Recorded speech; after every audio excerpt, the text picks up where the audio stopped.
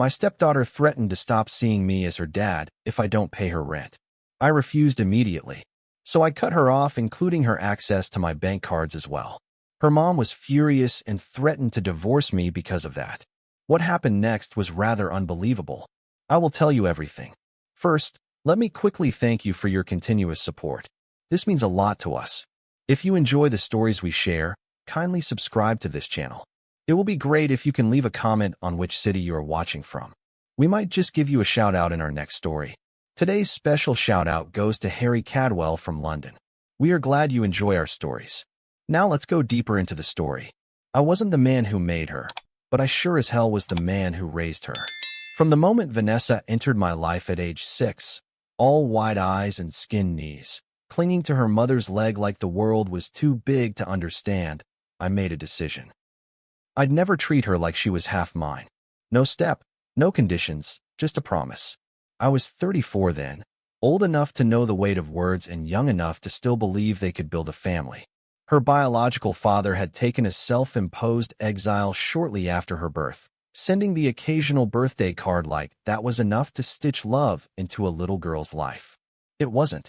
So I stepped in where he stepped out, filled gaps he left empty, and over time, I stopped calling her my wife's daughter. She was just mine. Back then, we had bedtime stories, pancakes shaped like hearts, and Saturday afternoons at the park where she'd beg me to push her just a little higher on the swing. Her mom, Laura, would watch from the bench with a quiet pride, sipping her coffee like we were all one picture-perfect moment away from a Hallmark card. And for a while, we were. I helped with science projects, sat through awkward parent-teacher conferences, cried silently the first time she called me dad, without anyone prompting her. I remember that day vividly. We were building a birdhouse in the garage, her fingers covered in glue and paint, and she just blurted it out like it was the most natural thing in the world. Thanks, Dad. That word hit me like a freight train made of joy. It rewired something deep in me. From that day on, I was all in. So when she called me last month, 22 now and living in the city, I answered without hesitation. I always did. Her voice was clipped, sharper than I remembered, almost too grown for my ears. I need you to cover my rent this month, she said, skipping over greetings like they were a waste of time. I asked what happened.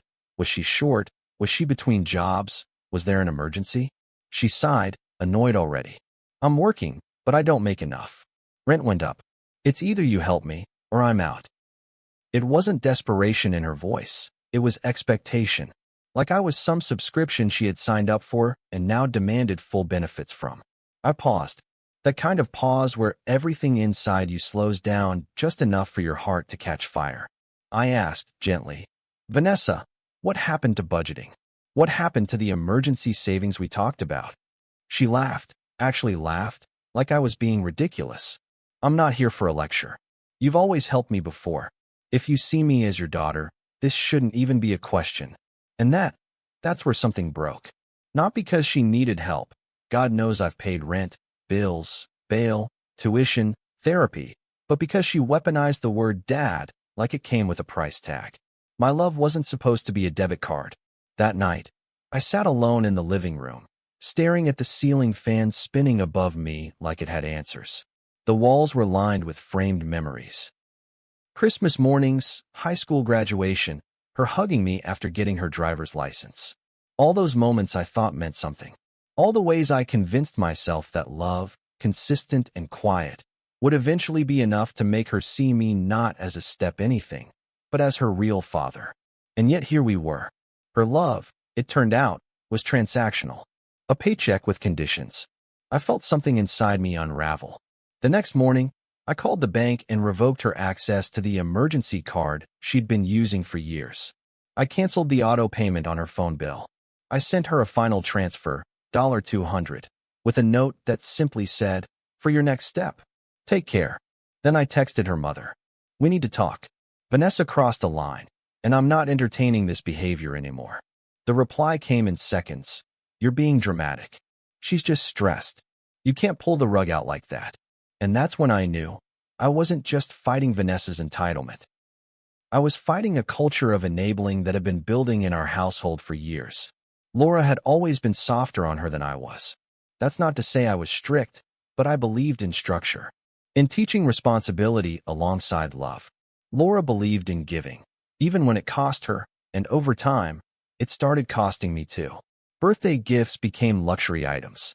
Arguments about college tuition turned into cold dinners and silent nights. And now, here we were, my stepdaughter dangling her affection over my head like a ransom note. Pay up, or I'm not your daughter anymore. I didn't sleep that night. Every creak in the house sounded like a memory trying to claw its way back to relevance. I kept waiting for some text, some apology, some flash of the girl I once raised, but it never came. Just silence. The kind of silence that's so loud it feels like betrayal has a voice. By morning, my decision was clear. If peace was going to cost me this relationship, then that was a price I was finally willing to pay. The morning after I cut her off, my phone stayed quiet. Not a single missed call or apology, just an eerie stillness that felt unnatural given how explosive our last conversation had been. Normally, Vanessa would have at least sent a string of guilt-laced texts, or maybe a passive-aggressive post on social media I'd stumble across. But nothing. It was like she'd vanished, and instead of relief, all I felt was a heavy emptiness. I stood in the kitchen with my coffee going cold in my hands, staring out the window at the neighbor's dog barking at nothing. My life had become that. Noise without meaning, love without loyalty. I kept replaying her words over and over in my head, dissecting every syllable like maybe if I rearranged them, they wouldn't sound so cruel. If you really saw me as your father, this wouldn't be a question. She might as well have carved it into my chest. By noon, Laura was home, slamming her purse onto the counter like she was making an entrance. Her face was set in that storm cloud expression she wore when she was preparing to fight a battle she already decided she'd win. So you really did it, she snapped, walking past me like I was a stranger. You cut her off. You canceled her cards, her phone bill. Are you proud of yourself? I didn't answer right away because part of me didn't trust what I might say if I opened my mouth too fast. I took a breath, slow and deliberate. Yes, I said finally. I did. And no, I'm not proud. I'm heartbroken. There's a difference. She spun around, eyes blazing. Heartbroken? You've humiliated her, John. She was counting on you. She's your daughter. Maybe not by blood, but in every other way that matters. And you're just going to pull support because she asked for help. That word, support, itched like a splinter. I had supported that girl through everything. Through braces, cheer camp, AP exams, car trouble, heartbreaks, late-night ER visits. I had supported her in ways her real father never had. But now, the moment I said no, suddenly I was the villain. I held my ground, my voice low but steady. She didn't ask for help, Laura. She issued an ultimatum. Pay, or I'm not your dad. That wasn't a plea. That was a threat. For a second, something flickered in Laura's expression, doubt, maybe, or shame. But it vanished as quickly as it came. She was just upset. You know how she gets when she's overwhelmed. She didn't mean it that way. I shook my head. No, she meant it exactly that way. And I'm done being the ATM she calls when life gets inconvenient. That was when she said it. The sentence that would split our marriage down the middle. If you're going to turn your back on her, maybe I need to rethink this marriage. The air between us went cold. No yelling. No dramatic gasp. Just a sudden silence so thick it pressed against my skin. I nodded slowly. Then maybe you should start rethinking it. Later that night, I sat on the back porch alone, watching the sun dip behind the fence like it was trying to escape the weight of this house too. I kept expecting the door to swing open, for Laura to come out with a blanket or an apology, something to signal that the earthquake had passed, and we could begin the cleanup. But she didn't. She stayed inside, and I stayed out, the distance between us measured in more than just feet. I pulled out my phone, thumb hovering over Vanessa's contact. I thought about sending her one last message, something simple like, I still love you, or I'm here when you're ready to talk. But I didn't. I didn't know her one more inch after how she'd weaponized my love. The next day, I got a call from my best friend, Ray. We'd been friends since college. He'd seen me through job changes, the death of my father, and my entire relationship with Laura from first date to wedding toast. When I told him what happened, he didn't sugarcoat it. You raised her. You gave her everything. If she can toss you aside over a rent check, then she never saw you as her father, just as her provider. You did the right thing, John. Hearing it out loud didn't make it easier, but it made it clearer. I wasn't crazy. I wasn't cruel. I was tired of being emotionally mugged by the people who were supposed to love me most. That weekend, the silence in the house became unbearable. Laura and I passed each other like ghosts, saying only what was necessary to keep the lights on and the fridge stocked. No small talk, no laughter, just logistics and avoidance. Every time I looked at her, I didn't see my wife. I saw a woman who was more angry about her daughter losing financial support than about her husband losing trust. And I knew then, we weren't going to come back from this. Not really. The foundation had cracked. You can't unbreak something like that.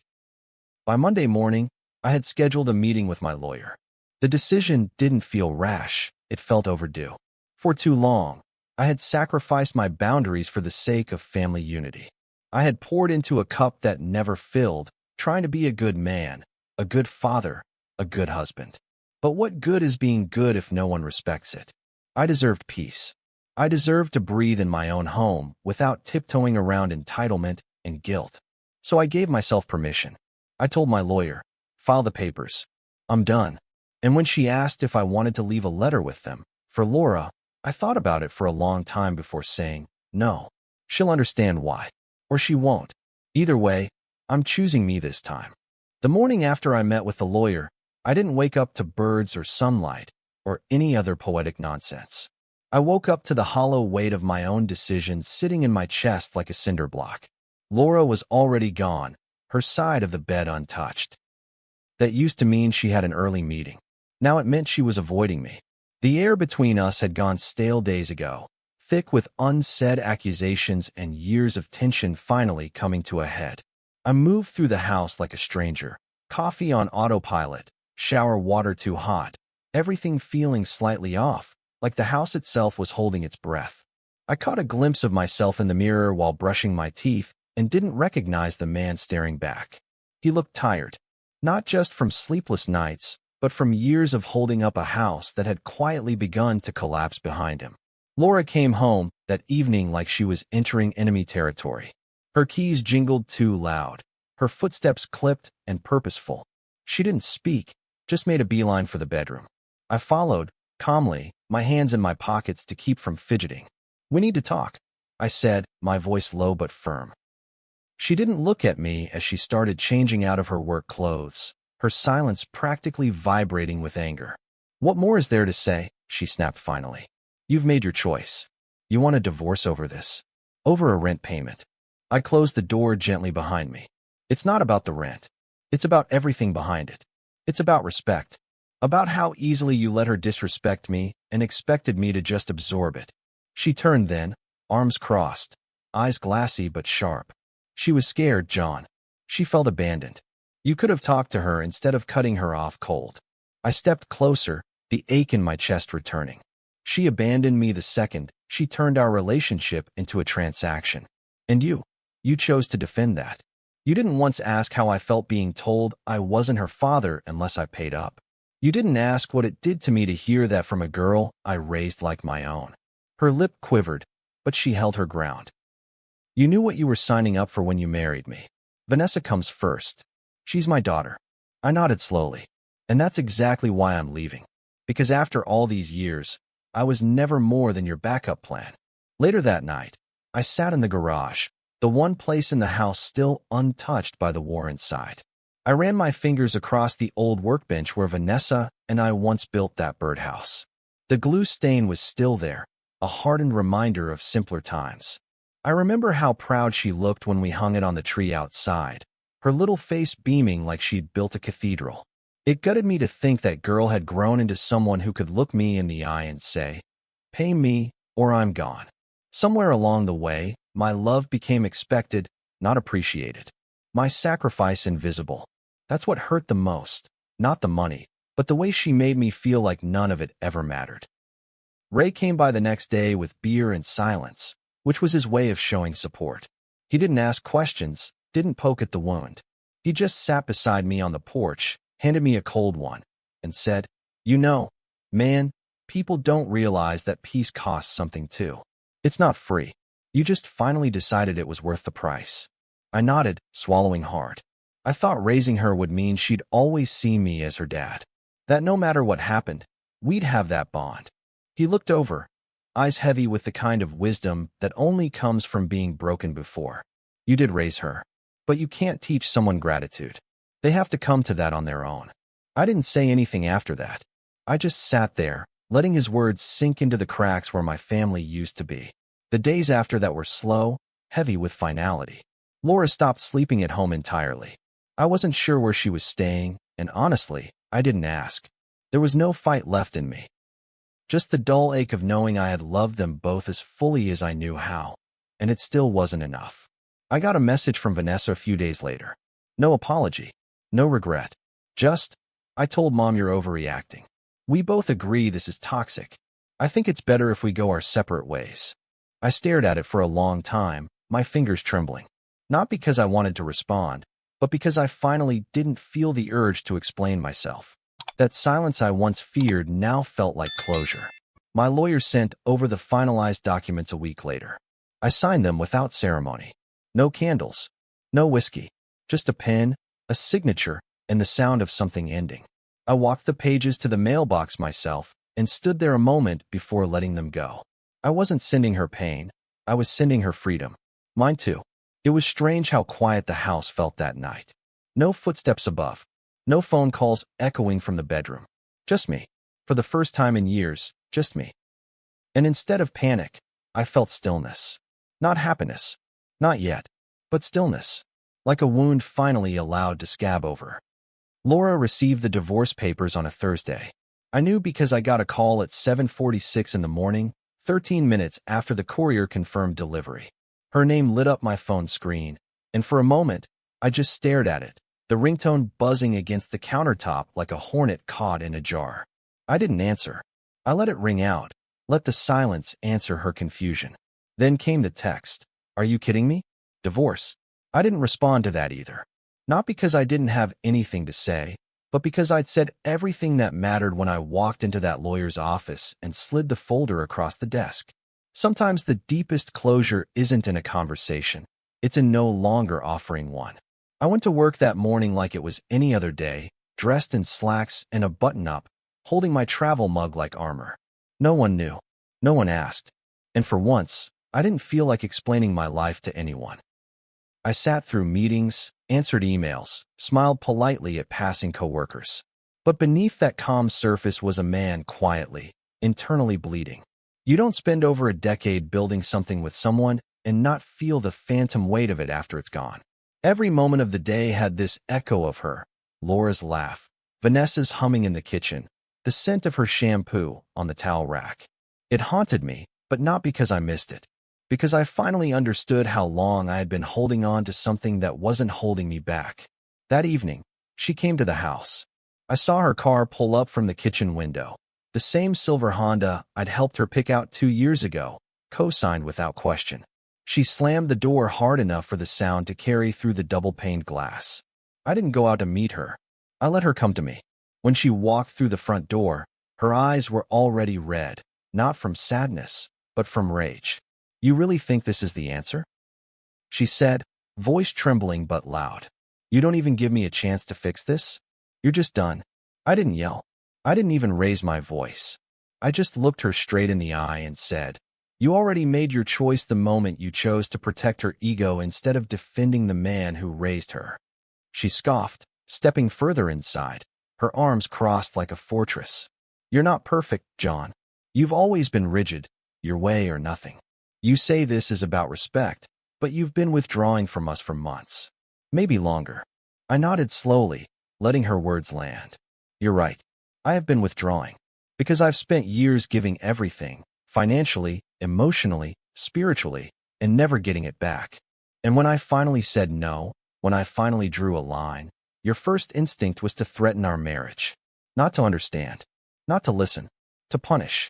Her jaw tightened. She looked like she wanted to scream, or cry, or both, but she didn't. Instead, she whispered, I didn't think you'd actually do it. There it was. The assumption. The belief that I would always stay. that my loyalty had no end, that I was too gentle, too decent, too in love to walk away. But she had mistaken endurance for weakness, and now she was watching me reclaim it. Neither did I admitted. But then I realized my peace mattered more than my pride. And a man can only be invisible in his own home for so long before he starts to disappear for real. The room fell quiet after that. She didn't respond. She just stood there, breathing hard. The weight of years pressing down on both of us like gravity had turned vengeful. Then she turned and left, closing the door behind her with a finality I could feel in my bones. Later that night, I sat at the dining table with the divorce packet spread out before me.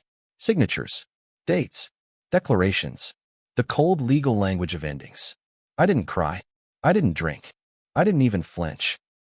I just read every line slowly, methodically, as if understanding the contract could somehow make the grief more bearable. I came across the section about shared assets. Her name still on the mortgage, the joint account we hadn't used in months. So much of our life was tangled in paperwork and policy. But the real damage? That wasn't on the page. That was in the silence. The silence when she didn't correct Vanessa. The silence when she watched me break and did nothing to help me stand back up. 3 days later, Vanessa called. I knew it was her because I still hadn't blocked the number, some tiny, stubborn part of me hoping she'd call with something more than entitlement. I didn't pick up, so she left a voicemail. Her voice was sharper this time. Less demanding, but still laced with that same cold detachment. I heard you and Mom are splitting.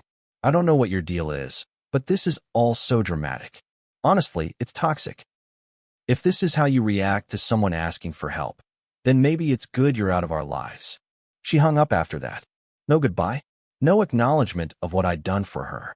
Just the final nail in a coffin she didn't even realize she'd helped build. That was the moment I knew I was right to let them go. I didn't expect the backlash to come so quickly, but when it did, it hit like a wrecking ball through every quiet corner of my life. Vanessa didn't just walk away. She detonated the bridge behind her. I found out the same way most people do these days, through a screen. A friend from work pulled me aside during lunch, held up her phone, and said, "Isn't this your stepdaughter?" There it was, Vanessa's face in a dimly lit selfie, tear tracks on her cheeks, her caption blaring like an air raid siren. When your dad cuts you off financially and emotionally just because you asked for help. Some people are only there for the picture-perfect moments. Never again. Within hours, it had hundreds of likes, dozens of comments, most from people I didn't know, some I did. All echoing the same message: you deserve better. Cut toxic people out. He was never really your dad. It was surreal, reading strangers speculate about your life, about your intentions, all from one curated post that conveniently left out the part where she held my love hostage in exchange for rent. My hands trembled as I scrolled through the comments, not because they hurt, but because they reminded me how easy it is to twist a narrative. In her version, I was the villain, cold, controlling, callous. And maybe to the untrained eye, that's what it looked like. But the truth was heavier, uglier, and too complicated to fit inside a caption. The truth was that I had loved that girl like she was my own.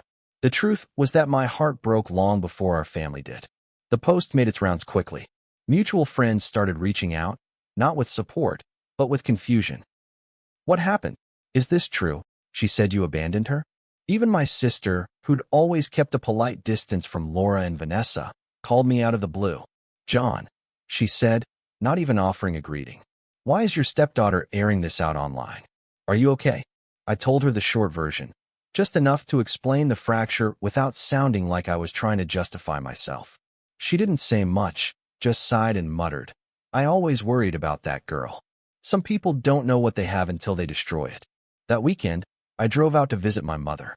She lived in a quiet retirement community 2 towns over, far removed from the noise and drama of my unraveling life. When I arrived, she had already made coffee, the table set for 2 like she knew I'd come bearing more than just a tired smile. She looked older than I remembered, her hands more fragile, her voice softer, but her eyes still carried that sharp wisdom that could slice through any pretense. As soon as I sat down, she reached across the table and took my hand. "Tell me everything," she said. And I did. I told her about the phone call, the rent demand, the ultimatum. I told her how I'd always tried to be enough for Vanessa, how I wanted to be the man she looked up to, not just relied on. I told her about Laura's reaction, the divorce papers, the voicemail. I didn't cry. I just let the words spill out until I felt hollow. When I was done, my mother didn't rush to comfort me. She just nodded slowly and said, "You did the right thing. It hurts now, but it's the kind of hurt that sets you free."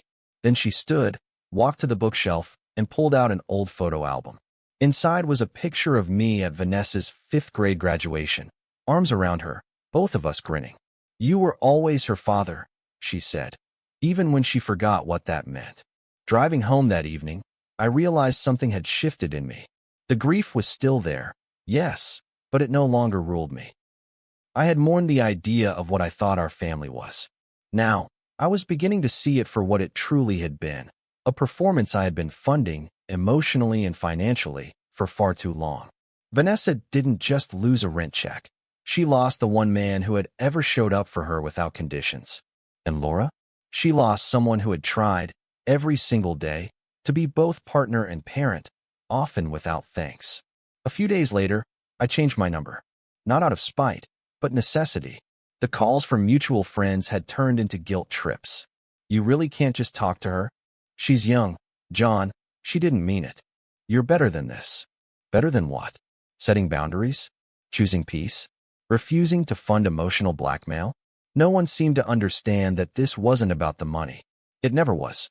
It was about how easily love gets taken for granted when it's always there, always giving, never questioned. I wasn't a better man for continuing to give to people who resented me for stopping. I was just a broken one. I blocked Vanessa's number the next week. She had tried calling again, once, maybe twice, but I didn't listen to the voicemails. I didn't need to. Whatever she had to say, I had already heard enough. The only thing she hadn't said, and probably never would, was thank you. Thank you for the roof, the food, the rides, the lectures, the sleepless nights, the doctor visits, the tuition, the forgiveness, the love. But gratitude was a language she never learned, and I was done being fluent in someone else's silence. A year passed slower than I thought it would. People always talk about time healing wounds, but they don't tell you how loud the healing process can be. How sometimes the quiet moments are the most deafening. The mornings when no one is texting you about car trouble, or calling to ask for a deposit, or yelling through a closed door about how selfish you've become. At first, I found it disorienting. I'd walk through the house and expect to hear her footsteps, Laura's soft tread in slippers, or Vanessa stomping in frustration about something that didn't go her way. But silence has a way of becoming your friend once you stop fearing it. Over time, that empty hallway became a place of peace instead of a reminder. That untouched spare room, a sanctuary of stillness, not a monument to what I'd lost. I moved to a smaller place. Nothing dramatic, just a one-story home with a yard big enough for a grill and a chair I could sit in on Sundays. I planted a few tomatoes out back, mostly for the routine of it. There was something comforting about watching things grow slowly, deliberately, without demand or urgency. My days became simple. Coffee in the morning, a walk around the neighborhood, an occasional phone call with my sister or Ray. No more tense silences at dinner. No more waiting for the next emotional explosion. Just breath. Just life. Just me. And for the first time in a long while, that was enough. Every now and then, someone would bring them up, usually by accident. A coworker mentioning a post Vanessa made, or a mutual friend asking if I'd heard from Laura. I'd smile politely, shake my head, and say, "We're not in touch." They'd nod awkwardly, unsure whether to ask more or let it be. I preferred the ones who let it be, because truthfully, there wasn't much left to say.